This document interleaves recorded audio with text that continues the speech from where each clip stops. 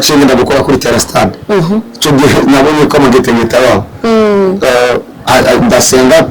bicwa yibuka ni byinshi byarabaye mu bivuga ariko icyanangaje nazo kuragira bazanye umuntu witwa Sergio n'abantu babonye ndiko ndavuga mu bitangaza birabo bacu baterera ikivuga bagiterera muri tere bari ngira bikurikira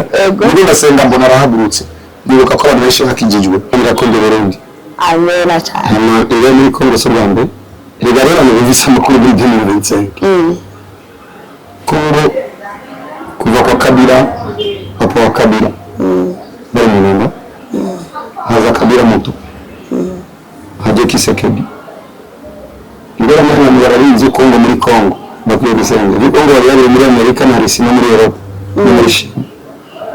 Ndera na Kongo n'ubutunzi bwayo cyane bose kandi ubutunzi bwarakwegeye ibihugu by'abantu kandi isi benshi baza gutwara umuntu umwe isi twabwa n'akazi karageza turumva barategura imigambi yo gukora kugira ngo boroherezwe kuronka ibonetse muri icyo gihugu icyo gihe cya kera izabu niyabonekeye agaciro cyane kuko biracyafise agaciro ariko ubukungu yavumbuye ikintu cyitwa lithium ikenewe cyane mu isi yose kugira ngo bakore amamodoka electrique. Shalom shalom turabaramukije amahoro y'Imana abane namwe bivanye naho umwe wese aherereye uno musi rero twagiye ahantu Prophet of Jesus Joshua asanzwe akorera Mr. Ndagahende ntimwibagire ko imbere ya kamera ni Nana Naomi inyuma ya kamera naho mwite umuhungu wa Mutama reka rero twumve ibyo Mr. Ndagahende abaratubwira. Mami turabukengera cyane niwe muntu watuguhamagara tuyumvira kabiri kuko izina ryawe rikomeye kandi riteye ubwoba kandi igihe cyose tukwegereye tuba tuzi neza ko amateka yacu agomba gutumberezwa turi mu bagomba kuhatumberezwa neza nicyo gituma turabwiye tutari mu bavumu izina ryawe ariko turihezekera Mwami turaguhamagaye ko bw'aba abana bawe no ku bwacu no ku bantu bose bazokurikirana bino biganiro Kristo izina ryawe rishimwe hejuru Eza Bino TV ko buri muryango bakaguha kagiye kugira ngo izina ryawe yavugirwe reka ibikurikira byose kubiberekeye bimenyekane ko bagize rencontre nawe muri mu ijuru n'isi izina ryawe rishimwe hejuru amen amen mukozi w'Imana kandi turakwakiriye kuri Zola Media TV. Okay, nkuko bisanzwe hari abantu benshi batazi Prophet of Jesus Joshua ninde? Prophet of Jesus Joshua ni mukozi w'Imana akorera Imana mu gihugu cy'u Burundi nigeze kugaragaza nanjye kubaza cyo kibazo kuri ChatGPT akajya akantu bakoresha ka intelligence artificielle nandika Prophet of Jesus Joshua who is Prophet of Jesus Joshua bacamishura Jesus Samanda y'ingira navuga Prophet of Jesus Joshua man of God in Burundi bacatangira kuvuga he's a man of God umukozi w'Imana afasha cyane guharuka no gutabuza abantu yuko ubuzima bwiza bushoboka yavuye kure ariko afasha abantu kuva kure nizo bavuze ariko reka bw'ibyo kugira ngo nibave bishugwa na intelligence artificielle Prophet of Jesus Joshua ni umurongozi w'ishengero rya Saba Church Imana yagiriye kugira ngo Londres Prophet of Jesus Joshua ni umurongozi w'iyereka ryitwa Famille de Livre irimo abantu bari mu Burundi no kwisi yose ishengero rya Saba riri Bujumbura riri Maputo uko ratunganywa Canada n'ibindi bizokwira kwisi yose Prophet of Jesus Joshua kujya mu bikorwa by'Imana mu bikoresho by'amavunekangura byo nitonda tabivuga kuko biraboneka Prophet of Jesus Joshua ni Imana yahaye mandate kugira ngo izina ryiwe rigume rivugwa neza muri social media kugira ngo agume azane umuco icyo tuma ibibazo byose biba bigiye naseruka ni mandate ndayizi Prophet of Jesus Joshua umupapa afise abana vuga bane kuko ni wakanagiye kuza na mudamu umwe Prophet of Jesus Joshua ni mu visionnaire akora businesses afise Philadelphia company ikora iz'indirimbo ikora ibyo kubaka amazu igira amalokasiyo mu modoka ibyo mu mariage kwa mu mariage byo kwa mu cinema ni visionnaire kandi akorera ku musozi munini w'amasengesho yitwa Mahana Mountain cyangwa Prophetic City cyangwa Small Goshen ukomeje ayita Small Goshen aho zira site touristique futuriste aho bazobona akazoza batanakajamo bataguye kubona experience y'ibyiza kandi ari n'umusozi w'amasengesho maze ko navuze bikwiye muri so on n'ibyo. Okay, Prophet of Jesus Joshua twe turakuzi bamwe tukuzi nka Prophet of Jesus Joshua ariko muri industry hariho nk'abakuzi nka Subuje Tishiyo Obama icyo naco ukivuga kwiki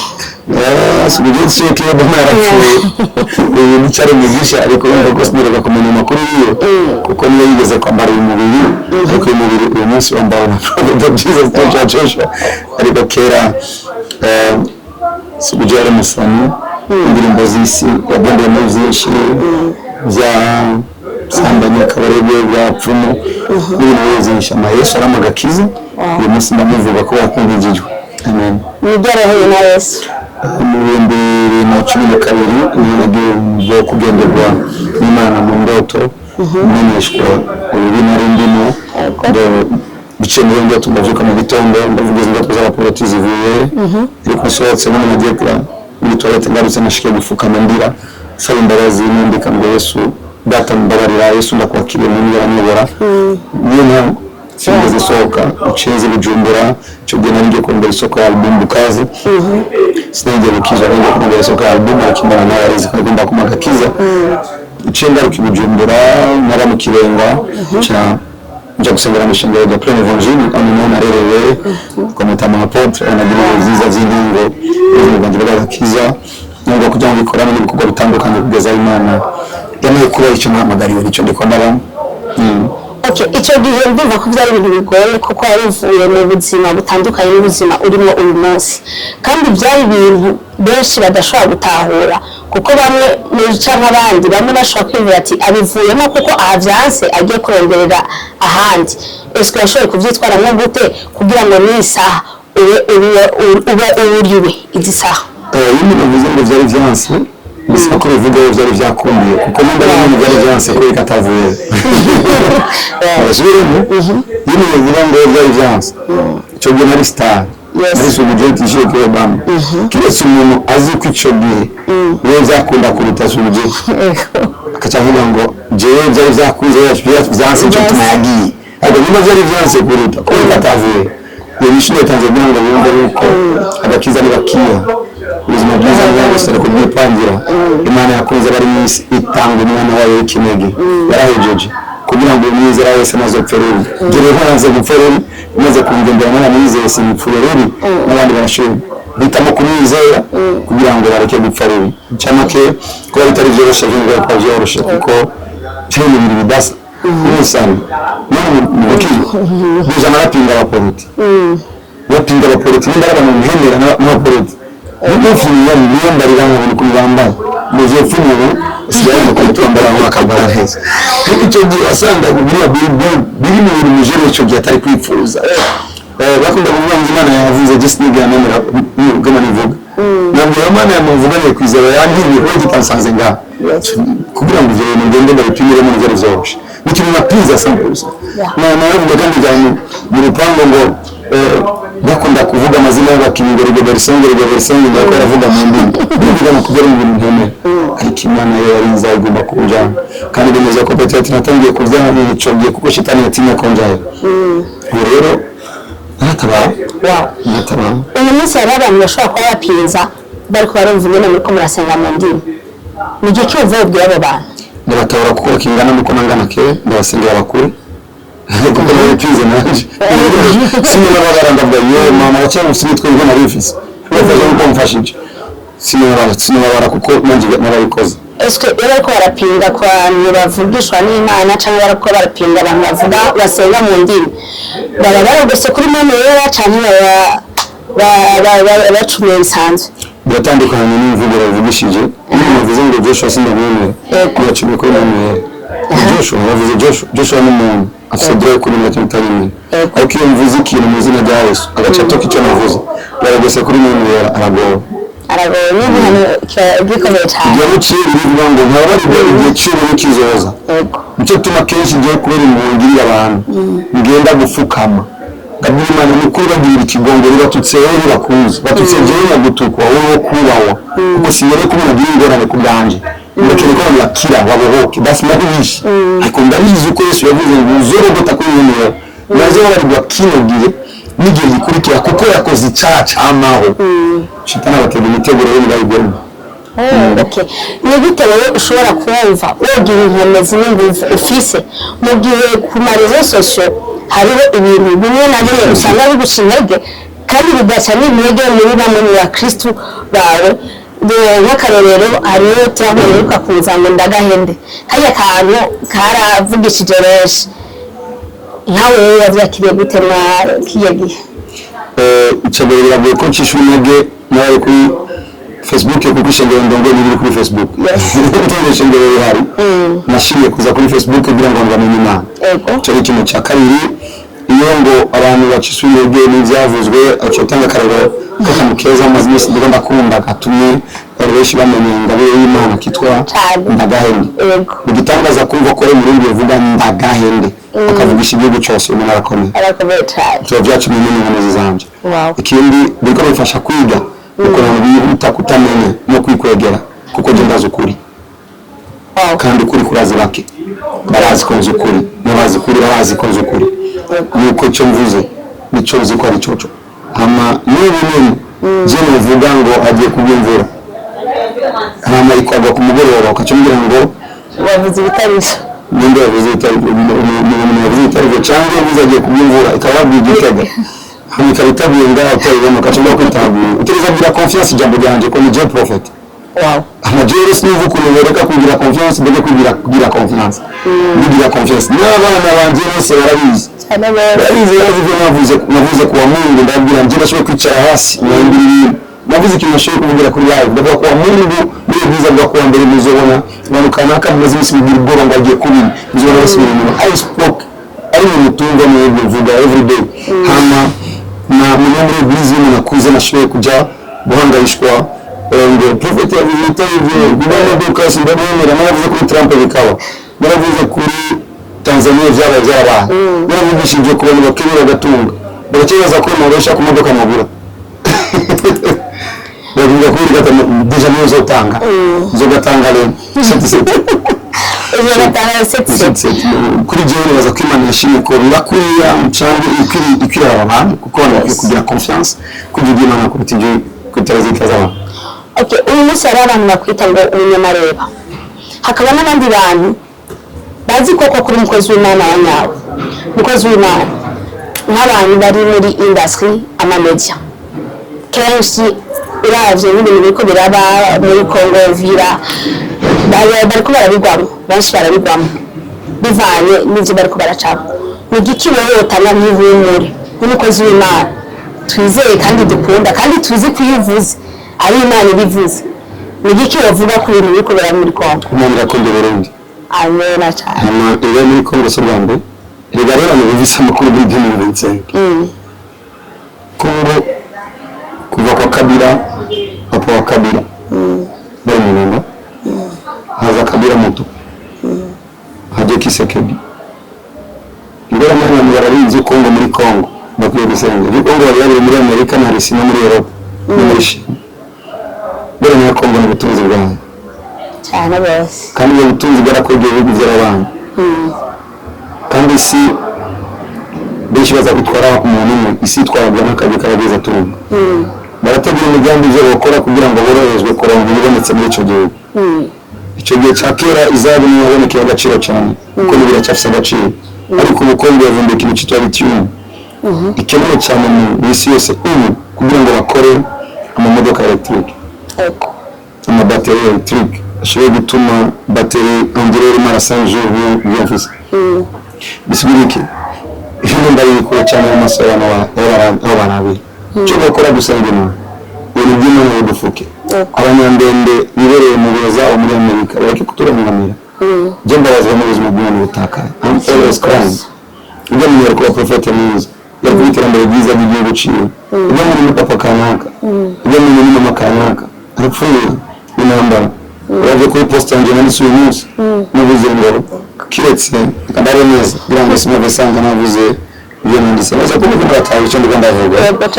wifuza inambara nibaza ko urusoro rufise amaso kuri ikintu ndise rino mu twanje niko ndiyumvira urusoro yitanwa ari wese hagiye kurima hagiye gusuma hagiye kurondera inambara yakavugirwa kure yakareka no kuvuga ibyo ku mubano si ikintu cyo gusama that's why we pray dusenga mudeni nakunda kumbwira kenshi ngo kubika abantu bagira nabi guca barumva ko umusore bazopfa nabwiye mu mubiki yarapfuye basigaye kwashikaye kuko ndamubwira igiteye ko biraba yutuzi yondega kindi byari n'abayeshe ubutunzi bwa Kongo n'ibireze n'umukozi w'Imana n'ikindi kirundo bwawe n'abantu bapfa twebwe duhagaze kuri iyo kote abantu bategereza kubaho rero amatekano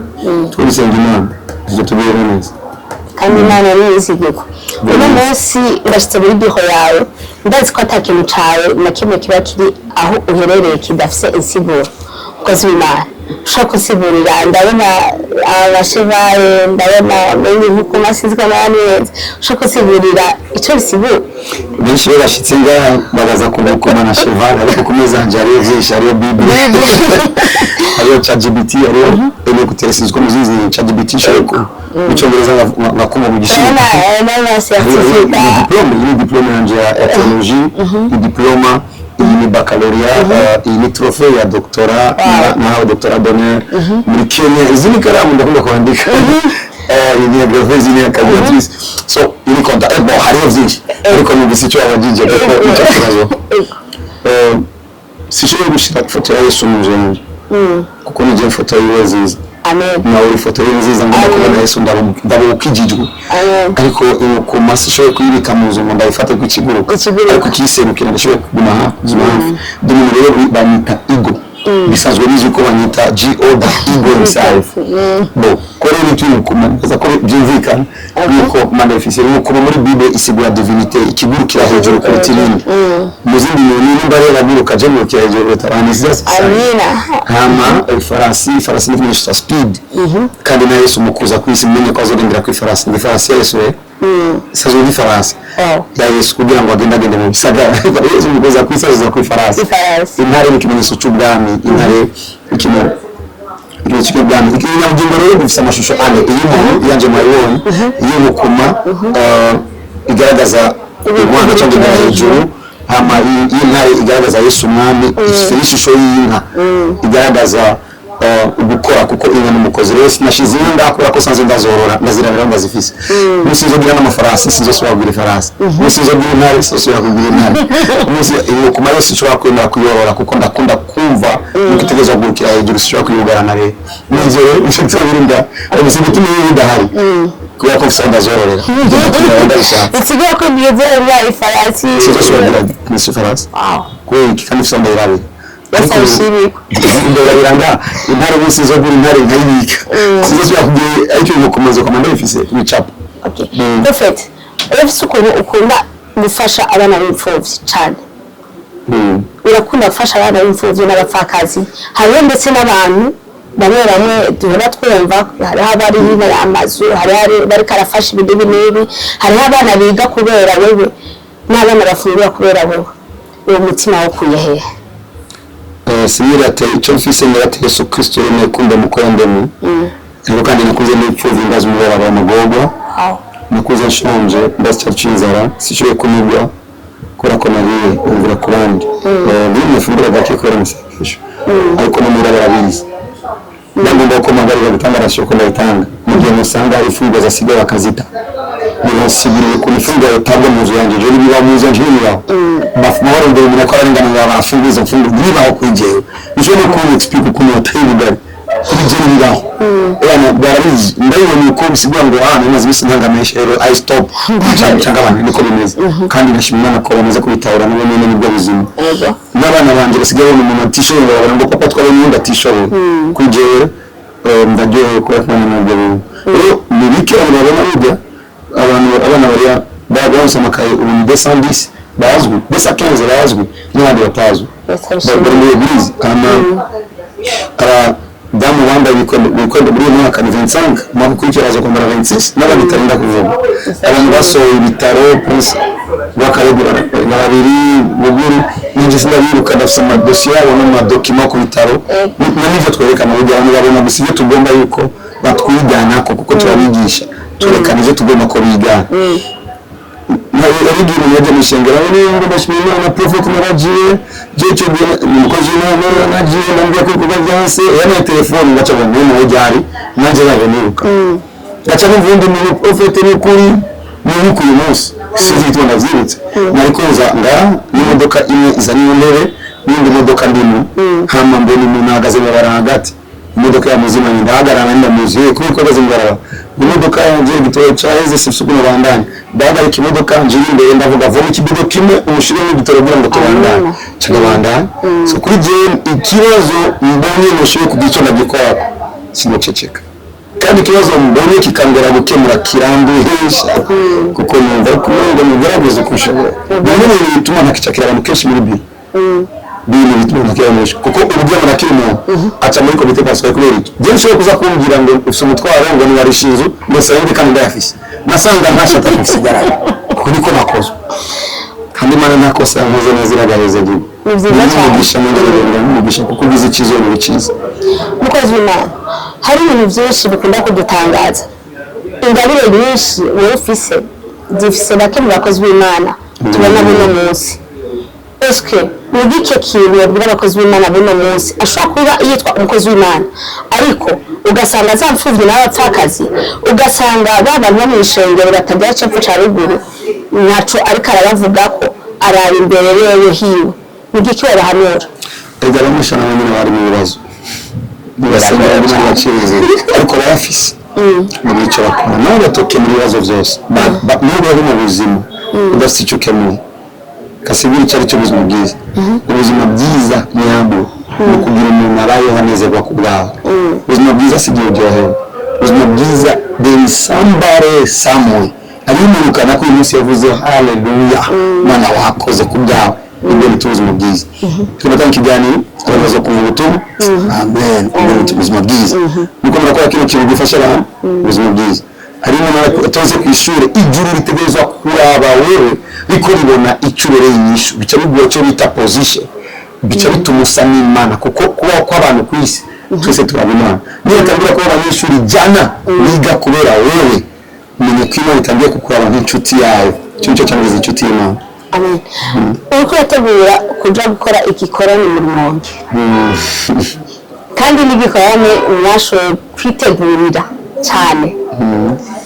tumva kandi ko bifite n'umwiherero kugira ngo abantu bazogirirwe neza kozi w'Imana ni iki cyabateye kuja mu Rumonge kandi mu Rumonge mwagiyeyo imiramvya si kenshi nawe hari intara mutarashikamo ariko mu Rumonge kubera icyo Rumonge n'isi yose mbere sinagitangaje cyane ndananezerewe kumva ukimbabije kuko rero kugitangaza byo gusara stade zibiri kugira ngo murikore mu Rumonge mu Rumonge bijye n'amatanguriye ibikorane bya mbere nicyo uwambere nakoze kandi cyambere kuri stade Mustafa sikana cyambere kuri stade muso ambere hagimvura tutaza yivuye hari n'icyo yakoze muri Eglise Vivante of course n'akurugendo mu wow Eglise Vivante twagiye kumuribuka ku yanga nico biye muvuma yabaye n'ukuntu birabutse bagiriye twashima n'icyo yadukoresheje mu gihe bwize nziza nuko zimana mani meza gira n'umudamu twangira ibiye nziza hama niyo nacenge ndagukora kuri Terra Stade cyo nabonye ko amagete ngetawa ndasenga bicu yahinduka ni byinshi byaraye mu bivuga ariko icyanangaje nazo kuragira bazanye mu nito Sergio n'abantu babonye ndiko ndavuga mu bitangaza birabo bacu baterera ikivuga bagiterera muri tere bari mbere yari bikurikira niba ndasenga mbona arahagurutse nibuka ko abantu benshi hakijijwe n'umuntu twaye n'umuntu avuga ko yabaje twica bo bikurikira cyo vyumva cyo kintu baje twica mu gatumba arangiza yabo bose n'umuntu twaye n'umuntu yaura afungura igiseke cy'ibitumbura niyo nito bufisi n'ibintu byinshi byari mu Rumonge nase kukimenyekanisha cyane ariko biragoye ko abantu batakimenye ubu tugiye gukora igikorane mu Shinga December Church rikora bashigo mu Rumonge muri cyo kinjanye kugira ngo ndabemerere bakore kuwa Mungu bakora mu ndwi hagati hanyuma bace batangura kwitegura kugira ngo mu mwaka uza uzogende kuri stade ya Rumonge eske nk'abantu batazi aho ishengero rya Sabbath Church riherereye mu Rumonge ryo riherereye neza bakonsoma neza bakonsoma ndende bikorwa byinshi cyane ndiyo no ego birigara nicyo kimwe n'umwambaza amaputo uwo maputo ya matwengo aca mbira ngo urambaje kandi dukoranira I say yes of course baje nageze kwazi Gitega bamwe barambwira ngo nituzokora birumvikana kuri ibikorwa byinshi bo muri Rumonge dukorera ishengero Sabot Church muri Rumonge ubahaye ikaze mu gikorane akandi kajyo Rumonge uduganye ibarabara ryo ku bitaro bikuru haramenyekanye ku Mugomere bahita bico birimba kujya je mu birimba kujya bahita kujya g bahita kujya je kujya gatandatu I think kujya gatandatu. Okay, haroroshe ni juste biduganye ibitaro bikuru byo mu Rumonge uraduga gato ucushikana aka lampo gutya amucuka tagisha ujya mu Okay, perfect. Nigi kuri kurategura kuri Reset yaro igikorane Imana no gutegura buri mwaka kizoba kandi Reset y'ubuneza ko izaba kwa kabiri kizoba kuri umunsi wa Reset hama Reset yahindutse icitse evenema abintu byinshi amezi atatu imbere ko Reset ishika turifuza ko abamo ba athlete mu tezo mbere tumurabiri turifuza ko abagirisha makinga nabo nyine bakora turifuza ko abapresenta turondera umwe yashiriye kuvugira gospel ku bitarandi tumurebe mugisha turifuza neza bya kandi umuririmbyi umwe muri competition zo kwitwa Ndagahende tubagiye n'amameza kabiri mbese ntabwo yasinanzindi kuko turabafise ategerezwa kubamo donc uburebuzo bunini cyane rero ubu ni bizosubira ko byose bizobera kandi ku musi w'igikorane Reset bazoca baza abazo bari muri finale bose hama jewe amace concert zo ku mugaragaro cyangwa spectacle turongera salle ishobora gutwakira abantu ngombwa bazoriha kugira ngo cibere kuri mitaba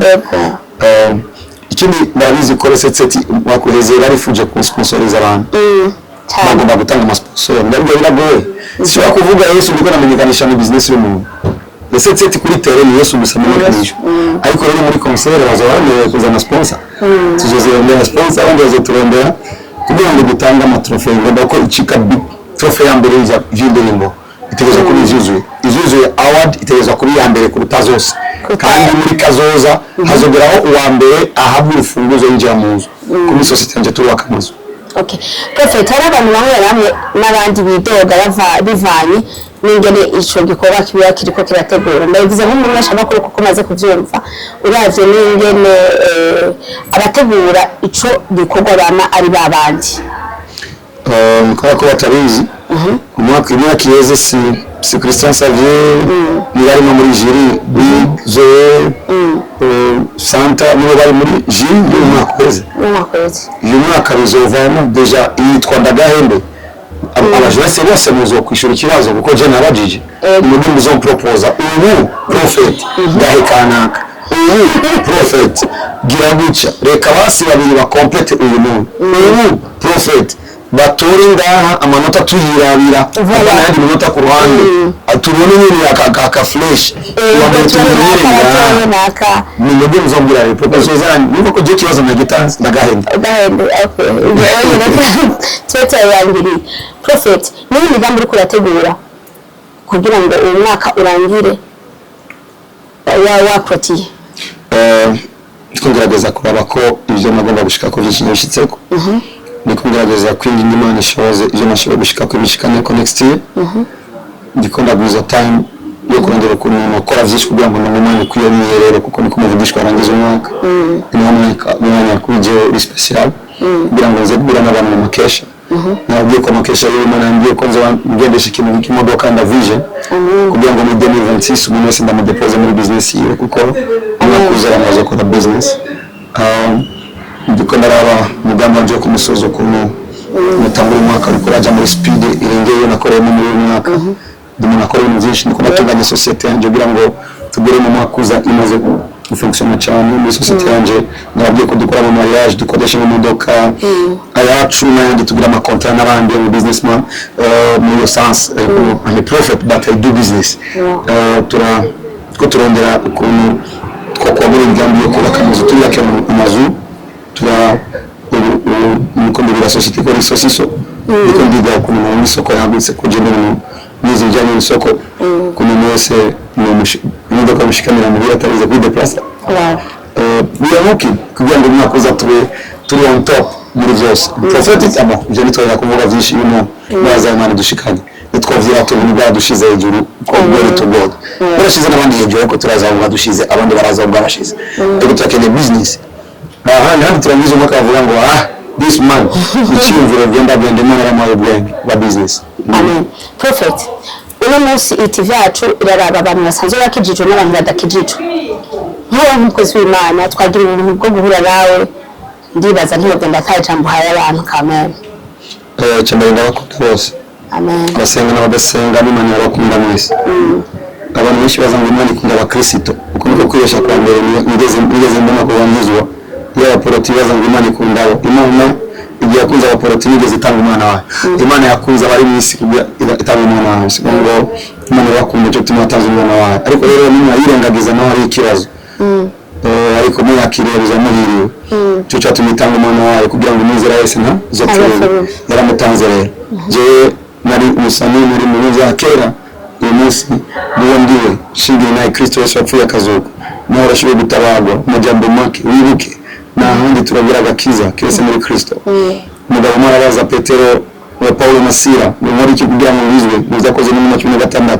31 marabya ngo izere umwami Yesu urakira wewe n'abamuzi wawe bose izere umwami Yesu ndibyangu urakira wewe n'abamuzi wawe bose cyo nganda mwizere gute nuko nyine niyo yuko